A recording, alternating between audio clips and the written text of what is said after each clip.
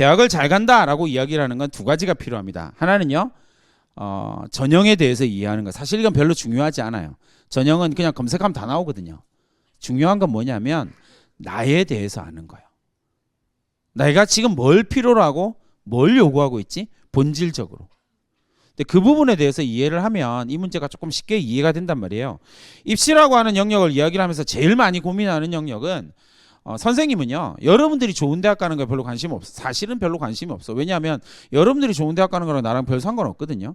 근데 왜 이렇게 힘들게 운전해가지고 6시간 운전해가지고 여기 와서 강의를 하고 있냐면 선생님은 여러분들이 좋은 대학 가는 거에 관심 있는 게 아니라 여러분들이 성공하는 인생을 사는 거에 관심 있어요. 성공했으면 좋겠어. 왜? 선생님도 부산에서 지지리도 가난한 집안에서 태어나서 오만 역경을 거치고 지금 이 자리에 서 있는 거거든요. 나름 성공한 자리. 그 선생님은 여러분들이 창녕에 있다라는 이유로 여러분의 꿈을 안 접었으면 좋겠어요. 그걸 위해서 지금 오는 거거든요. 이거 여기 안 와도 선생님은 충분해요. 강의가 차고 넘치거든요. 근데 오는 이유는 지방에 강의를 하는 이유는 딱 하나예요. 여러분들이 지금보다 조금 더 나은 선택을 했으면 좋겠어. 이렇게까지 이야기했는데 보자. 지금 하나 둘 셋 하면 여러분들의 희망 대학을 크게 외쳐봅니다. 그 대학 갈 거야. 야, 그 대학 간다. 하나 하버드 뭐야? 야, 여기 좀 분위기 이상한데? 청와대도 나오고 하버드도 나오고. 하나 둘 셋. 뭔지 모르겠지만 어쨌든 거기를 가게 될 겁니다. 근데 이미 글렀어. 너 욕할 뻔했다. 보세요. 여러분들의 희망, 지금 이야기한 그 희망 대학에 우리가 전략을 짤 때는 어떻게 나와야 되냐면 그게 도대체 몇 퍼센트의 학생이 가는 대학인지를 확인해야 돼. 그래야 내가 어느 정도 노력해야 거기를 갈 수 있는지가 결정되거든요. 자, 의치의 약한수, 약수안이라고 이야기하면 대략 올해 수험생 48만 명이 예상이 돼요. 작년에 45만 명이었거든요. 근데 의대 증원과 관련된 이슈가 좀 있어서 한 2만 명 정도 늘 거라고 예상을 하고 한 48만 명 정도를 예상하고 있단 말이에요. 48만 명 중에서 의대는 대략 한 의학 계열은 1.5%의 학생이 가요. 스카이라고 이야기를 하면 대략 3.7%의 학생이 간단 말이에요. 근데 이건 수시와 정시를 합친 거예요. 그러니까 내가 재학생으로 수시로 이 대학을 가고 싶다면 절반 자르면 돼. 그러니까 스카이는 2%, 재학생이 2% 학생이 가는 대학이에요.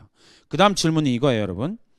내 목표가 2%라면 여러분들의 행동은 두 가지 가운데 하나예요. 지금처럼 산다 1번.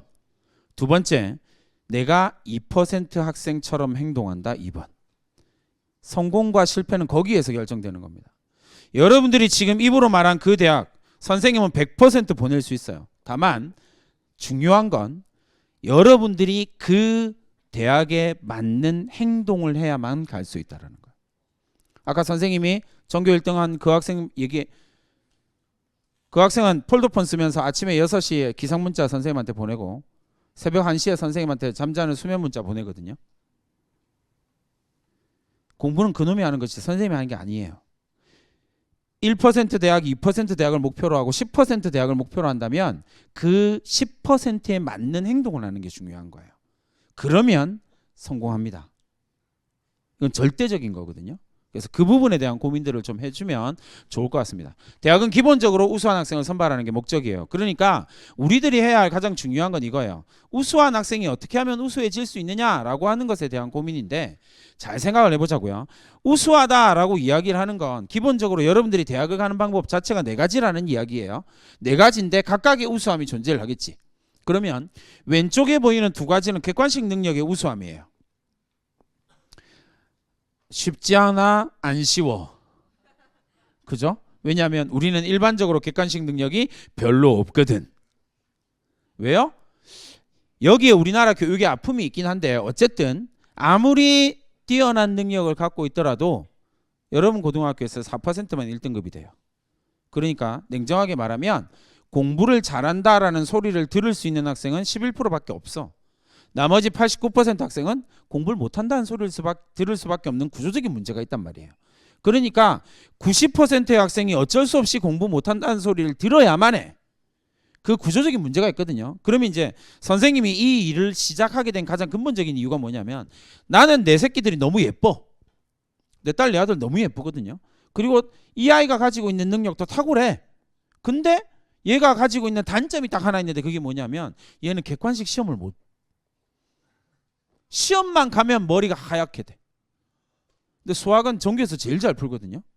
근데 시험에만 들어가면 백지가 돼. 백지가 돼서 3등급이 나와요. 그게 웃긴 이야기죠. 근데 어쨌든 이 아이는 정말 탁월한 능력을 갖고 있거든요. 근데 객관식 능력이 좀 떨어진다는 것 때문에 이 아이가 어마어마한 자괴감에 살고 있는 거예요. 선생님 그게 너무 마음이 아파서 아니 이 아이가 대학을 못 가야 할 이유가 뭐가 있지? 라고 생각하고 입시 지도를 시작을 한 거거든요. 이거 고민하세요. 충분히 객관식 능력이 있을 수도 있고 없을 수도 있어요. 그러나 내가 처음에 이야기했던 거예요. 전형에 대해서 이해하는 거랑 내가 어떤 능력을 갖고 있는지를 아는 게 아주 중요해요. 그럼 난 도대체 어떤 능력을 갖고 있죠? 여러분들이 가지고 있는 가장 큰 장점을 생각할 시간 3초 줍니다. 인생은 3초에 바뀌는 거니까. 정승익 선생님 말. 나의 가장 큰 장점을 지금 소리 지를 거예요. 하나, 둘, 셋. 뭐지? 근데 어쨌든 그게 여러분들이 가지고 있는 장점들을 어떤 식으로 키울 수 있느냐가 입시의 키워드예요. 왜냐하면 대학은 여러분들이 못하는 거에 별로 관심 없어요.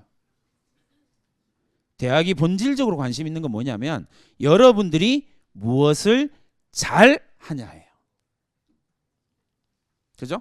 그 다음에 오른쪽에 보이는 두 가지는 객관식으로 표현할 수 없는 두 가지. 여러분들의 능력 가운데서 객관식으로 표현할 수 없는 두 가지를 시도하는 거거든요. 근데 그 부분에 대한 고민들이 좀 있으면 좋을 것 같습니다.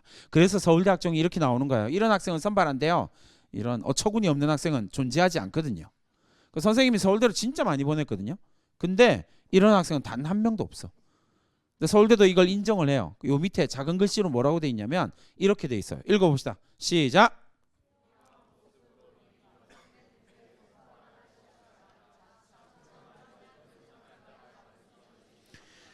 그러니까 상위권 대학 전체, 여러분들이 가고 싶다라고 이야기하는 대학 전체에서 어떤 학생을 뽑냐면 완성된 학생을 뽑는 게 아니에요. 완성된 학생 뭐야? 객관식 다 맞은 1.0 그런 학생 뽑는 게 아니라고요. 1.0 많이 떨어지거든. 어떤 학생을 뽑는다고요? 성장할 가능성이 있는 학생이요.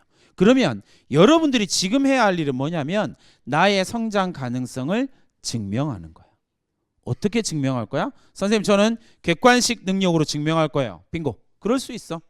선생님 저는 사고력으로 증명할 거예요. 논술. 인정.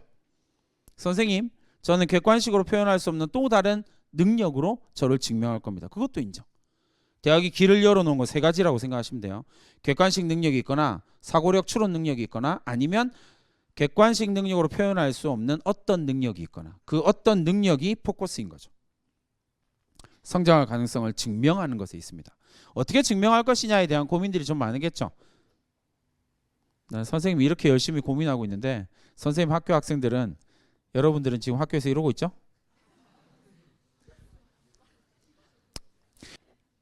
고3이에요. 전년도 고3들 진짜 욕.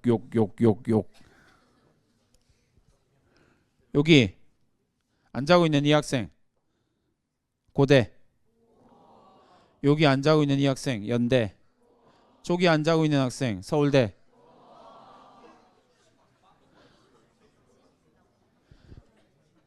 불가능한 게 아니라니까요. 남들이 그 자고 노는 액션을 취할 때 나는 변화를 선택하는 행동을 하면 돼요. 그래서 선생님이 이날 화를 엄청 많이 냈거든요. 왜냐하면 잠자는 건 학생의 본분인데, 그죠? 내가 화낼 일이 잘 없단 말이야. 근데 화를 낸 이유가 뭐냐면 이 반에 어제까지 없었던 게 하나 붙어 있었거든. 출입문에. 뭐라고 붙어 있었냐면 이렇게 붙어 있었어요.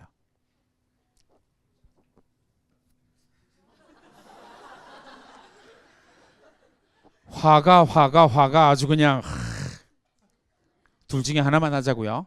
그냥 목표를 버리고 자거나 아니면 목표를 세우고 공부하거나. 어떤 걸 선택할 거예요? 목표를 버리고 자는 학생들은 밤새 핸드폰을 했으니까 인정. 목표를 버린 학생이니까 신경 안 써도 돼.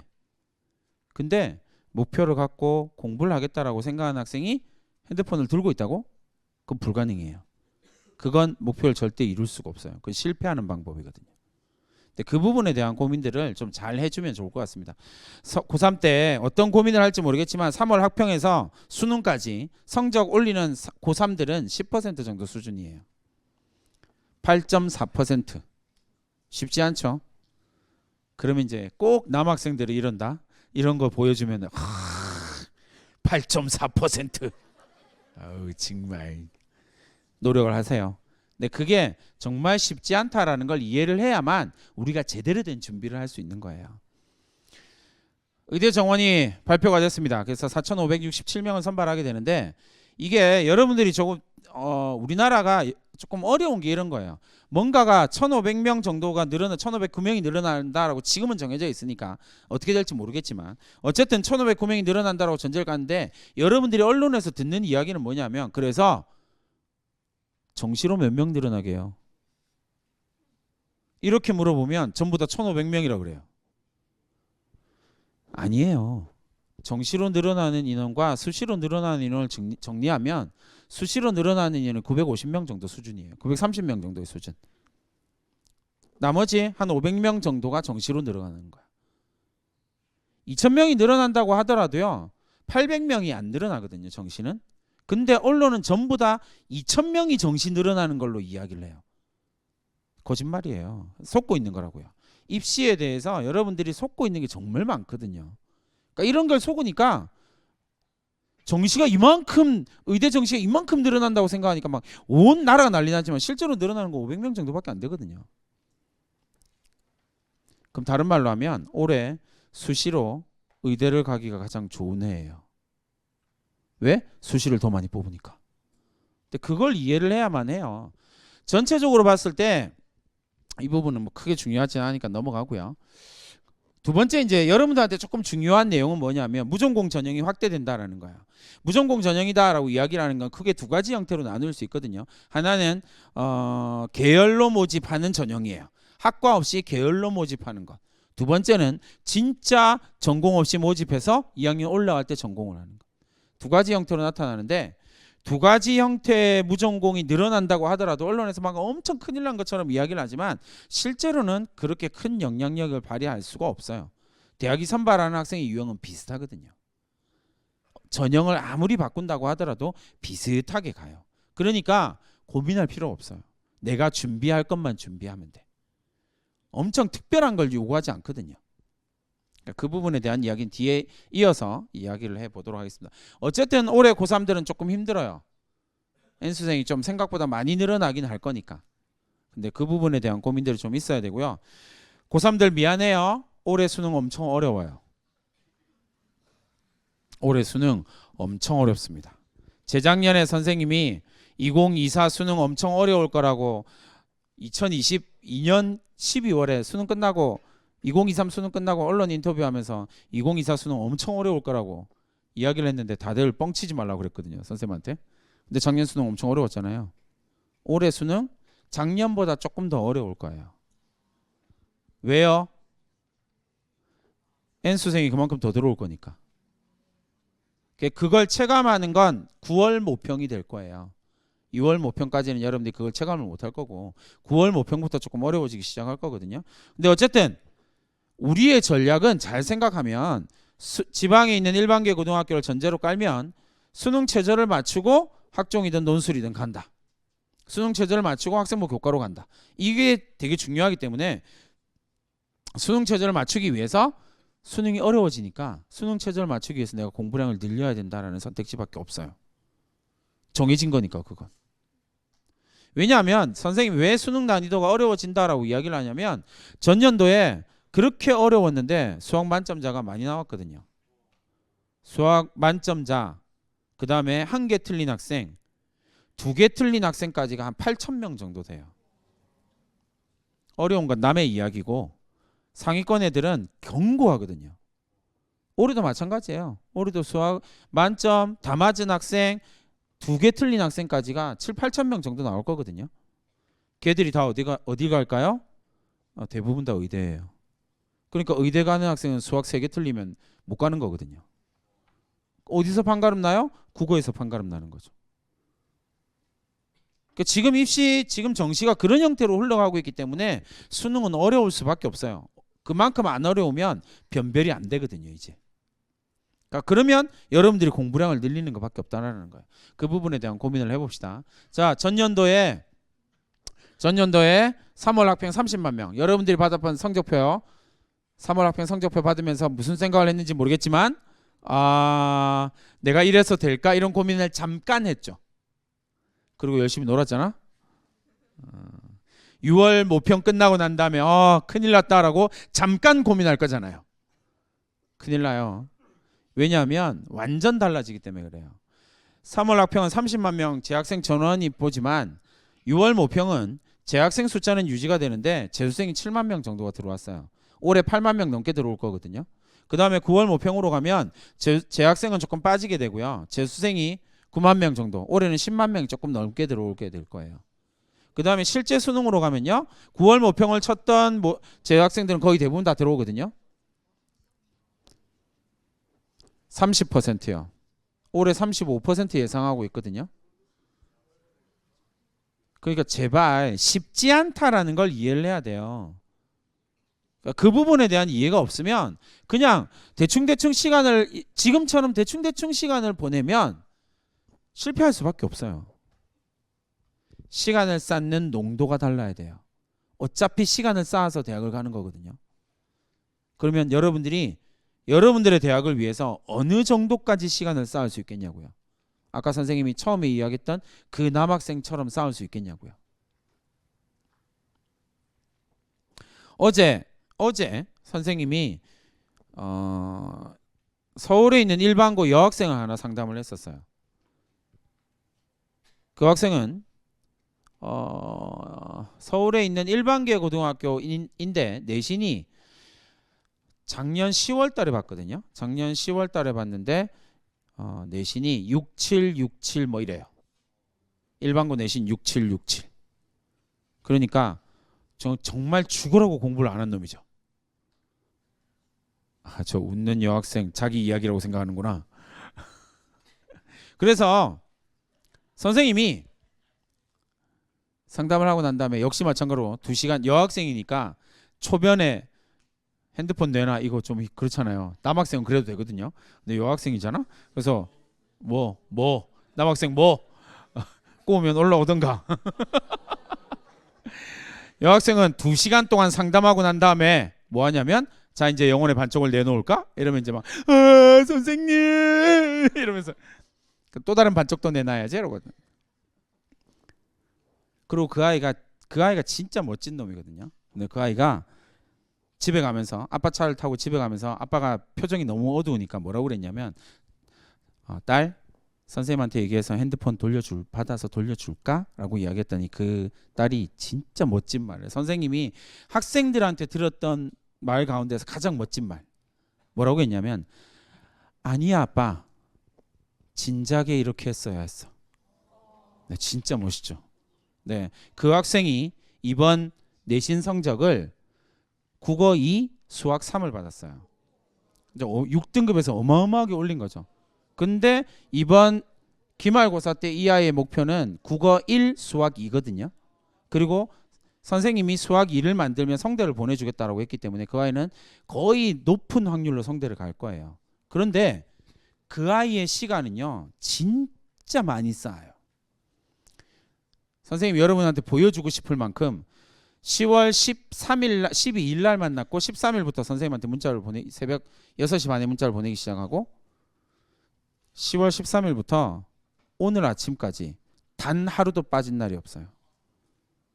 그럼 그 학생은 아팠을까요? 안 아팠을까요? 아팠지. 아파도 6시 반에 일어나서 공부 시작. 왜? 자기 인생이 걸려 있으니까. 근데 그 부분에 대한 고민을 하셔야 돼요. 그러면 시간을 완전히 쌓을 수 있거든요. 그러면 자기가 원하는 결과를 만들 수 있어요. 그렇게 하지 않은 학생들은 성적이 이렇게 돼요. 안타깝지만 이거 실제로 고3들 성적 추이거든요. 100분위. 그 다음에 국어 수학 100분위였던 것 같아요. 국어 수학 100분위요. 여기에서 제일 많이 떨어져요. 왜? 여기 재수생들이 들어오거든요. 실제로 이렇게 된다니까요. 평균값이. 그리고 이 그래프는 서울에 있는 모든 재학생 전수 데이터예요. 고3들. 성적대별로. 맨 위에 재학생, 서울 재학생 최상위권 학생들. 수능에서 1등급 받던 아이들이 100분위 98 받던 아이들이 94. 실제로 이렇게 떨어진다니까요.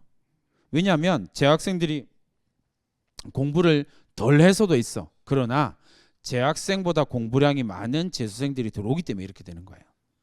근데 그걸 이해를 해야만 우리가 원하는 결과물을 얻을 수 있다는 거예요. 그렇게 하지 않으면 여러분들이 원하는 결과를 얻는다는 건 정말 어렵거든요. 왜냐하면 48만 명이 움직인다고요. 여러분 이야기를 해볼까요?